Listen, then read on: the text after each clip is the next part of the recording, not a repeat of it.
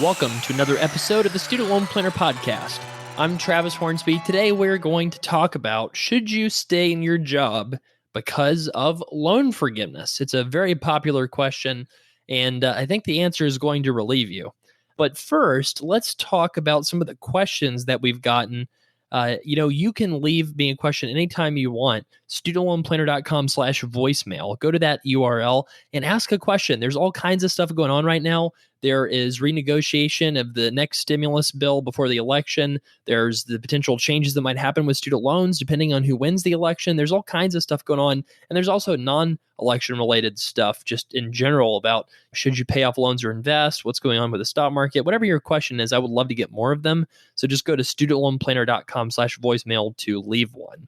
First, we've got a question from Joe about whether or not he should go back to school and what kind of things he should do with his loans when he gets out. Hey, Travis, I have a question about going back to school to obtain, say, a master's in public health or a PhD once you already have your existing student loans on a income-based repayment plan, like pay or repay. Say, hypothetically, I've been in repay for a couple of years making my payments, and then I go back to school for a year and I take out another $50,000 in student loans. When I'm done with that program and want to kind of apply those loans toward my existing income-based payment plan, does that mean I have to make two payments of my 10% of discretionary income? Or does that just mean that instead of doing repay for 25 years, I'll do it essentially for 27 years to forgive everything? Thanks. I appreciate it. So I'm actually a big fan of people going back to school if you already have student loans. And I'll tell you the simple reason. It doesn't create two 10% payments. That's not what it does. So if you say you're a lawyer and you want to go to medical school, so you have already $200,000 from law school and you think, okay, I want to go back and I want to get a medical degree and borrow another $200,000. And now you have $400,000 of student loans. You don't pay 10% for the $200K you've already taken out and 10% for the $200K you've yet to borrow. It's 10% of the new $400K on all of that $400K amount, just 10% of your income. So in other words, your payment does not change regardless of whether or not you owe, $100,000 on something like the revised pay-as-you-earn program, or if you owe $1 million on the revised pay-as-you-earn program. And therein lies the problem with our student loan system in America. Just, regardless of your political persuasion, it's clearly not a great idea to let somebody pay the exact same amount regardless of whether or not you have, millions of dollars in debt or 10,000. So, at some point I do expect student loans to get capped and the amount you can borrow to get capped, but I don't expect that to happen anytime soon just because of how divided the country is and just how divided Congress is politically. So that probably means you're going to see more status quo. And so when you're trying to decide, how do I handle my loans with going back for a second degree, consider your loan forgiveness strategy. So if you're going back and you're going to take on an extra $50,000, what's going to happen is you're going to have two different forgiveness dates. You're going to have the forgiveness date for the stuff that you've already been making payments on, which is go into in-school deferment while you're in your program. And then when you graduate, you can start payments again on everything. And you're just going to have two different forgiveness dates. So if you're doing a 25-year forgiveness program, it's going to be 25 years after you graduate for the stuff that you took out while you were in school, but then 25 years after you graduate minus however many years of credit you've already built up on the stuff that you already have. In some cases, I've actually seen loan servicers allow people to do what's called an in-school deferment waiver. And what can happen is on debt that already exists from a previous degree, in some cases, they will let you stay on a income-driven repayment program like revised pay-as-you-earn to continuing to get interest subsidies, for example. This is really hit or miss. This is something that it really depends on the servicer. They've seemed like they've cracked down on that a little bit in the past year or so. So I don't want to say that that's a guaranteed strategy. It's not. It's just something that some servicers will let you get away with on debt that's existing from a previous degree program, and others won't do that. In general, you also need to think about the amount that you're going to have left over on that second forgiveness date. Usually people do one of two things. They will just pay off that smaller amount when the first batch is forgiven, if there's a huge gap in between forgiveness dates, or they'll try to get into a plan where, you might only have like 20 to 50K, right? So you might have your repay payment be a lot higher than 1% of the remaining balance. So you might have your repay payment be so much higher than, if you could just pay it on the standard 10-year plan.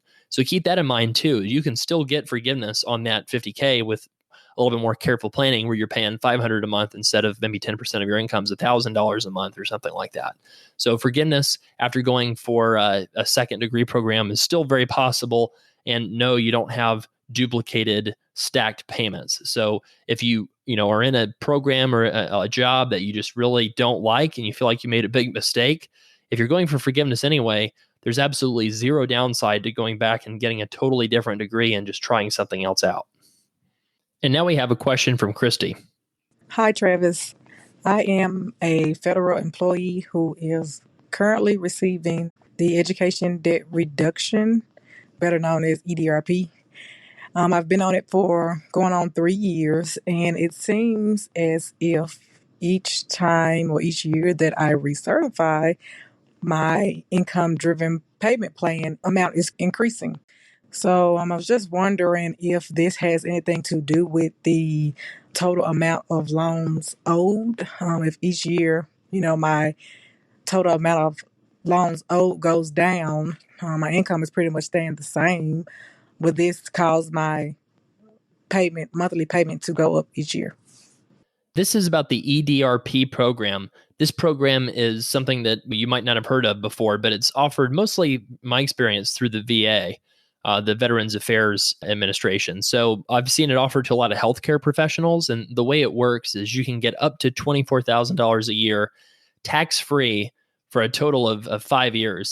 So this is a really good benefit because it's a reimbursement program, whereas most student loan employer assistance programs are really kind of messed up because the employer wants to pay the loans directly themselves for some reason, right? It's kind of like this sort of paternalistic employer instinct of wanting to do that. The EDRP program is pretty helpful because if you're a physician and you're making an attending income and you can get tax-free reimbursement for your payments, well, then if you're having to pay $2,000 a month on pay as you earn, that's $24,000 a year. And then at the end of the year, you can submit for reimbursement for all those payments. And you can literally have your payments covered completely to the student loan servicer that's based on your income. Right. So in that case, it's almost like combining EDRP with PSLF. It's kind of a way to get complete total loan forgiveness in exchange for working for the VA, not even having to pay your income-based payment because the VA is going to basically reimburse you for it. Right. In terms of Christy's question specifically about why is her payment going up every year, even though the amount that she owes is going down. So that's a great question. And think about what I said earlier, the prior question that Joe had. The amount that you pay is really not that related to what you owe, especially on the revised pay-as-you-earn program, because that program has no cap. For pay-as-you-earn and income-based repayment, there is a cap on the payment, and that payment cap can be very, very low if you have a modest amount of loans. That's just one example. So if you're on an income-driven plan that's not capped, like repay, then yeah, your payment could be very high, relative to the amount of debt that you have, and it almost has no relation to the amount of debt that you have. Now, in terms of why is the payment increasing, I've got two ideas. One idea is when you graduate school, your income from the prior year is basically zero. So if your income from the prior year is zero, then your payment's going to be zero for the next 12 months after graduation. And then you usually graduate in July or June or some sort of mid-year time frame, right? So then your income the next taxable year is basically half of what your annual salary is. That means your payment is going to be zero for the first 12 months, and then it's going to be pretty low for the 12 months after that based off of making, income only half of the year in your first year out. And then the first time you actually have to pay based off of your full salary is basically about 3 years after graduation when you finally have to recertify with your full year taxable income from the prior year that reflects that you earned a salary for the whole year. So that's certainly one reason why your payment would go way up. Another reason is you get raises. Most people get raises. It might not be a raise that's noticeable, but most people get some sort of 1% to 5% raise every year reflecting inflation. So when you hit a plateau in a job, you do tend to continue to get raises because if they didn't give you raises over a 10 or 20 year period, your real earnings would go way down. And usually, I think your typical employer is probably going to give you whatever inflation is plus or minus 2%. A lot of employers will give you less than inflation, kind of with the theory that, well, that kind of saves them money because people tend to not switch jobs as much if you're in a big, stable company and that they can kind of afford to take the risk that you'll switch.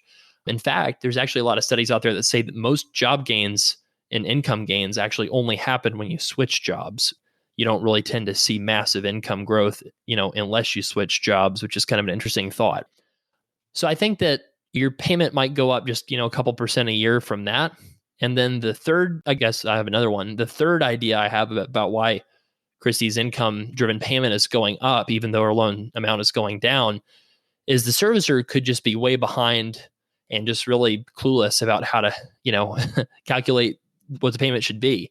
So I've seen this kind of bizarrely where the payment that's supposed to be happening based off of prior year taxable income might be $1,000 a month. And for whatever reason that we can't figure out, the loan servicer is charging $500 a month. And it's nothing that the borrower did wrong. They submitted their tax returns. They submitted everything. They didn't hide anything. The servicer just literally, for whatever reason, just makes a mistake and just charges way less than they're supposed to charge. And people ask me, well, does that mean, I'm in trouble or something? Well, no. If you were honest and provided all the information for them to calculate what your payment should be, if they give you a payment much lower than it should be, as long as it's not for some weird reason, then you do get qualifying payments for those months. So that's kind of an interesting thing that can happen. So it could simply be that the loan servicer is just catching up to what the payment should have been all along, and just haven't updated their systems yet to fully reflect that payment. And that super slow process of updating the payment every year is just bringing that payment up to where it would have been all along, but you're just noticing it because of how much it's been increasing. So great question. EDRP program, certainly an interesting one to check out if you're interested in the VA at all. Okay, now for the main show today. Let's talk about loan forgiveness and when you should stick in a job and when you should not stick in a job because of that. First, we're going to talk about PSLF, but in total, I'm going to talk about PSLF. I'm going to talk about employer student loan forgiveness options, and then I'm also going to talk about non-PSLF, that is taxable loan forgiveness. I got this message from a reader that basically said, I'm an attorney. I'm making $50,000 a year. And I'm wondering if we could do a discussion on this as an attorney going for PSLF, because I'm working in a nonprofit. My salary is in the mid 50,000s, and I feel like I've peaked in my position. I'm not really growing at all. And I'm trying to figure out whether or not PSLF is worth it based off of feeling like I've really hit a plateau. So I'm going to talk about PSLF first for people that are kind of in low income, truly low income public servant jobs. And then we'll talk about more high income type jobs in the public sector like physicians, right? So I'll talk about both here. First, let's talk about the attorney one. So if you're making mid 50 something thousands, like the real question is, well, what is your alternative? Is the alternative working in a small family law office making, 60, 70,000 a year? Because I'll say that a job with benefits, with a 401k match, with paid time off, with health insurance, those benefits collectively are probably worth $20,000 to $30,000 a year compared to what you might get in the private sector, especially during the middle of a recession. So that's something that you should consider. The other thing is okay, let's say that you're looking at mid 50s versus the prospect of, a six-figure income. What I like to do is I like to look at the total amount of debt that you have and say, well, what would your plan be if you got the higher income job? So remember always that the worst case scenario is your student loan debt is a tax if it's federal. So in this person's case, if we wanted to be super conservative, I would say worst case scenario, the tax hit per year, if you took a higher income job and you still went for loan forgiveness, would be, say, 20% of your income. And we're talking about an apocalyptic scenario, okay? The only time that your student loan payments, after all the deductions, write-offs, deductions for retirement savings, the only time they're 20% of your income is if your income is very low and you have a monster tax bomb that you're looking at in the private sector for loan forgiveness. If you take 20% off of your new income, so let's say you're making $100,000, and let's say you lose 20% for loan forgiveness in the private sector because you're losing PSLF, right? So instead of 10 years forgiveness, you have to do it for 20 to 25 years. Losing 20% off of that 100,000 puts you at 80. So you're at 80 versus like mid 50s. So now look at all the difference in the benefits. Let's talk PTO. Let's talk guaranteed health insurance benefits that are much better probably than a private sector employer. You could look at also the stress level of the job and how many hours you're having to work, right? So, I mean, I'm kind of a fan of looking at what is your hourly wage. I mean, obviously, if you're in a government job, it's sort of like a 37.5 hours a week kind of job, then yeah, you cannot physically go and pick up another extra couple hours of overtime in a lot of cases and make some more money, right? That's just not an option in a lot of salaried positions. At the same hourly wage, you would like the private sector job because it allows you to work more and make more money. But at the end of the day, like, you're really comparing these two jobs from a financial perspective, and you're looking at it as just a pure math decision of, okay, say I lose 20% of my income to saving for the tax bomb and paying my minimum payments on pay as you earn or repay. That's $80,000. Let's say we're going to knock off, $10K for health insurance, maybe $10K for better PTO with the government. So then the equivalent job salary in a public sector environment would be about $60,000, which is not too far away from what you're earning, right? So I would say, unless you're going to be making a lot more money in the private sector, and also, I guess you also have to consider the increase in your potential earnings, because if your earnings could potentially go way, way higher than $100,000 a year, like, $200,000-$300,000 at some point, then you'd also have to consider that future career income growth and not just look at the current year income disparity. So what I would tell that attorney is that, at the end of the day, it's a decision where you shouldn't feel trapped. If you do keep your loans federal because it makes sense to go for forgiveness in the private sector, then worst case scenario, you switch to the private sector and you don't like it. And then you try to go back to the public sector and then continue on your PSLF path because you didn't refinance. I think that it goes both ways. I've seen really a lot of, especially attorneys, have this life crisis in both directions, meaning that you have a lot of people at big law firms making, 180,000 starting salaries, 190,000 starting salaries that get big raises in the first few years of their employment. And then suddenly they're kind of looking at their big law school debt and they're like, golly, I'd give anything if I could go work in the public interest law world. It's like, well, wait, did you know that you could do that if you didn't get so aggressive on your loans and try to throw every dollar you have at your loans, that you could just put the loans on forbearance or something strategically and then switch into the public interest law job and then get PSLF forgiveness and all that money you earned in the big law world to just supercharge your assets and your savings and wealth growth so that you can retire a lot sooner than if you hadn't taken the job and still do public interest law. That's exciting. Is somebody in the private sector in a high paying job that really wishes they could go into the public sector but feels like they can do that because of PSLF existing. And because PSLF is not this panacea that's going to solve all your financial problems, and because loan forgiveness also exists in the private sector, this attorney can still extricate herself from her job and switch over to something that's more lucrative, that has better career potential. Okay, so we've talked about the low income scenario. Let's talk about the high income scenario where you are a physician, and let's say that you are trying to figure out, does it make sense for you to stick with your VA or not-for-profit hospital job, or maybe should you consider striking out on your own, doing a private practice job, or maybe having your own practice, or some other for-profit employment? If you're trying to figure this out as a high-income earner, there might not be that big of a trade-off from your earnings in the not-for-profit world versus the for-profit world, but it depends.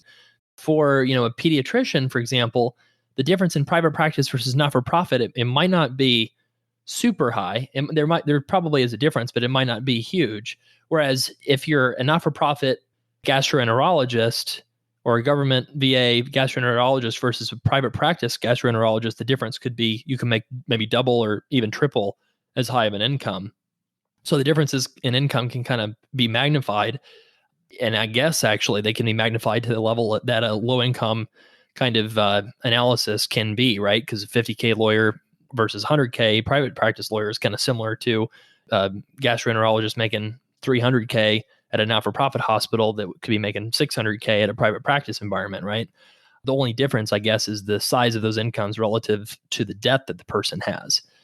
I'll give you just some ways that I think about physician employment and also dentist employment in a PSLF eligible job and whether or not it makes sense to stick with that. So I've never seen a case really where PSLF is so good that if you left it, you would be totally screwed.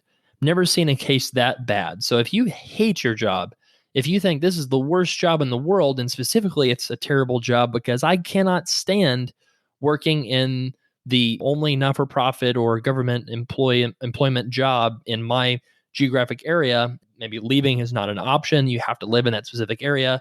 I hear this a lot, right? There's only one not-for-profit hospital in my city, and if I didn't work for this hospital, I wouldn't be able to qualify for PSLF, and I have to stay here because I have family here or personal reasons or whatever, and people feel trapped, right? So you should never feel that trapped where you can't quit the job, but here's kind of a way to think about how much money you're giving up if you do leave. This is a rule of thumb, and like all rules of thumbs, there's tons of exceptions, and this is not really super scientific, but it's just something that I just kind of came up with. If you have at least 200,000 of debt, this rule of thumb should work. Take your debt and subtract 100,000. So if you have 200,000 of debt, subtract 100, you have 100K left over. Now divide by however many years you have left to get PSLF. So 100 divided by, let's say, 5 years is 20K per year. That's the after-tax value of PSLF per year. In other words, if you're comparing paying your loans back to PSLF, then you're looking at a difference of about $20,000 per year extra that you'd have to earn to kind of make a private sector job and a public sector job equivalent. The issue is student loan payments are not tax deductible. So whenever you're just taking the value of PSLF and dividing it into however many years you have left to go, you need to convert that number into a higher number because of taxes. So you need to say, well, how much extra do I have to earn in salary to get $20,000? So that's why the second part of the rule of thumb is you basically increase the amount per year value of PSLF by 50%, and you get an estimate of how much PSLF is worth in salary value. Taken a different way, let's say you are a physician with 300,000 of student loans, and you have 6 years left to go. Okay, so 300,000 of student loans, and you subtract 100, so that's 200,000, and then let's divide that by 6, because let's say you're an OBGYN or something, and you have 6 years left as an attending in a PSLF environment. That's 33,000 a year, and then multiply that by 1.5 to increase that by about 50%, and you get about 50K per year. 50K per year times 6, that's about 300,000. So that's maybe a little bit more complicated rule of thumb that you probably need. If you want like a really basic rule, just take the amount of debt you have and just divide by the numbers of years that you have left to go. And then that's a really rough estimate. 200,000 divided by 5 years, about 40K. 300,000 over 6 years, about 50K per year in salary value. So the idea, though, is you can get an exact number of this in the student loan calculator. So if you don't already have a downloaded copy of that, just go to studentloanplanner.com/calculator, and you can download your own copy of our calculator. And then you can look at the difference between PSLF and the next cheapest option besides PSLF, and then just divide by however many years you have left to go for PSLF, and then make sure you adjust that per year number for taxes, and then you'll have the exact personalized number for how much extra income you need to make a public and private sector job equivalent. In some cases, you'll see pediatricians where they have a PSLF value per year of 100,000 just because of various reasons. And a good example of this is like a fellowship trained pediatrician where you might have, only 5 years left to go or something like that. 4 or 5 years left to go with PSLF, and you've got 400,000 or 500,000 of student loans, and you're comparing pay as you earn with PSLF to pay as you earn without PSLF. You really see a pretty massive difference. Well, a private practice pediatrician is not going to make an extra $100,000 compared to a not-for-profit pediatrician, right? So in that case, you'd be giving up something pretty substantial if you left PSLF employment. Whereas maybe if you're a urologist that has, a couple 100,000 of student loans, you might, let's say you have 4 years left to go on 200,000, 50,000 a year is the super rough number. 50,000 per year is really not anything that you couldn't out earn very easily in a private practice environment, especially if you're taking advantage of moving to a lower cost of living area where physicians are in greater need and you can make more money. So I would say in general, PSLF is a valuable thing for people in the sort of lower earning specialty category. And I would include dentists in that. If you really have very little ability to increase your earnings that much, then sure, PSLF can be helpful. But if you do have the potential to increase your earnings, you don't need to do PSLF. And again, I've never seen a case where PSLF makes so much sense where you would stay in a job just because of it. Because worst case scenario, you can always do forgiveness in the private sector. And if you're not doing forgiveness in the private sector, that's because it's a much better deal for you to just pay a flat monthly amount on your loans and just pay them off completely and be done. Remember that 20% number from earlier? Worst case scenario, you're going to look at a 20% haircut on your earnings. And that's really not that big of a deal, if you're making a lot more money, right? So if you're looking at 300,000 versus 400,000, we'll shave off, 20%. But, really, this is why we do consults. It's because this is way more specific and personalized and individualized than I can really give you in a rule of thumb. Because that's one thing that's really fun to do is figure out exactly what someone's per year value of loan forgiveness really truly is. I'll give you one example of a situation that was just really awful. And this is a different kind of loan forgiveness. So there was a benefit. I think it was the programs basically where you have to work in a public health dentistry or something like that. This person was driving 2 hours one way every day to go work at this public health clinic because of a $25,000 per year benefit. Well, the way this benefit was structured, they couldn't really reimburse themselves for their income-driven repayment. So that wasn't an option. And then also the benefit was taxed. So the benefit was taxed. They couldn't reimburse themselves, I believe. Or maybe it wasn't taxed. I can't remember exactly, but I just remember this really clearly. The thing that they were planning to do is do public health for like a few years and then go do their own private practice. But they were doing the public health job specifically because of that loan forgiveness program. And what they were doing is going for loan forgiveness in the private sector where you're just having a big tax bomb. So that $50,000 benefit they were getting was basically only covering some of their tax bomb by maybe only $50,000, which is only saving you, 40% of that. That's the tax rate we're assuming for the tax bomb. So if that's only $20,000, $30,000 after adjusting for the tax bomb value. So this person was literally spending, a couple years driving 2 hours one way over a benefit that wasn't even really going to help them that much because they thought they needed to pay down their loans because of everything that you hear in the media and online and all these different places, all these different experts that tell you that's the only way that you can ever achieve financial security is if you attack your loans with a vicious all-out frontal assault where you didn't even realize that like you could just know the loopholes and burrow the tunnel underneath the minefield, so to speak. So that one was really interesting. I've definitely seen some people make some awful life decisions because of overestimating the value of certain loan forgiveness programs, and I just don't want that to happen to anybody. Let's talk a little bit about employer student loan assistance. So what is employer student loan assistance? Employer student loan assistance is a benefit program that's designed to get you to stick around and then not ask for raises or rock the boat. That's the Travis definition. So employer student loan assistance is something that theoretically should have a big shot in the arm right now because Congress and the CARES Act passed a provision where student employers can give tax-free contributions of up to, I think it's $5,000 before the end of the year for their employees' student loans.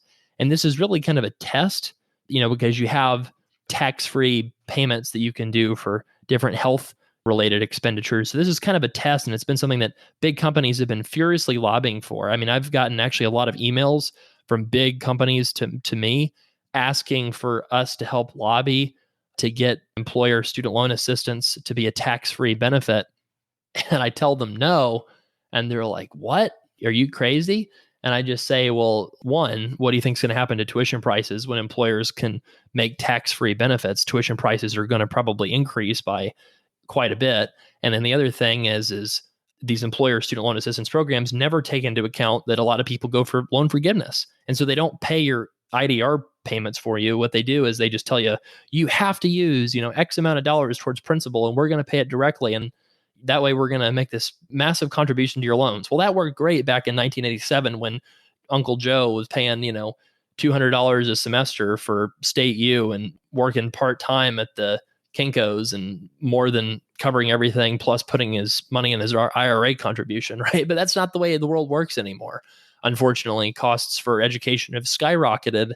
And, a lot of these employer programs are kind of operating off of like 1980s groupthink personal finance advice when it's like a different world with, a lot of people out there. I will confess, yes, there's a lot of people that have 30,000 of student loans that work for big companies for like 5 years, in the beginning of their careers before changing things, maybe trying a different job, that would benefit from a tax-free benefit for employer student loan assistance. But the thing is people overvalue it.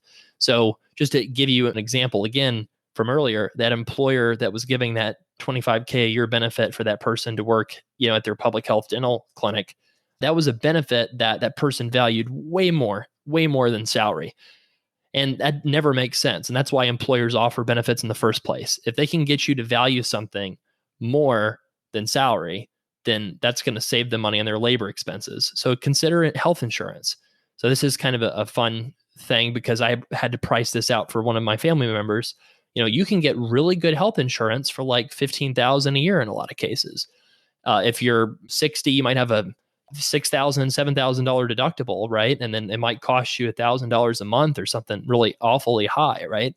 But that might be what it's worth, right? But then sometimes people look at their salaries and they're like, oh my gosh, like I can never leave this job because they give me health insurance. Well, that has a specific dollar value and it's maybe $15,000, $20,000, right? And there's a peace of mind associated with that. And that's why employers offer benefits, is because, you can basically feel like you're getting this really, it gives you security, and people really like security, right? I don't know. So I think that these forgiveness programs offered through employers, they're fine, but just make sure you don't actually value them more than what it's worth in salary, because that's the behavioral finance mistake I see made literally just all the time. I mean, all the time. People are thinking student loan forgiveness is this great thing. And just to show you too how this kind of works, just to kind of prove my point, you would think that all these student loan companies that do employer student loan assistance as a benefit, their phones would just be ringing off the hook right now with the ability to make a tax-free contribution to their employees' student loans before the end of the year. I'm hearing that there's just deafening silence for interest for this, in the sense that employers right now are just trying to survive.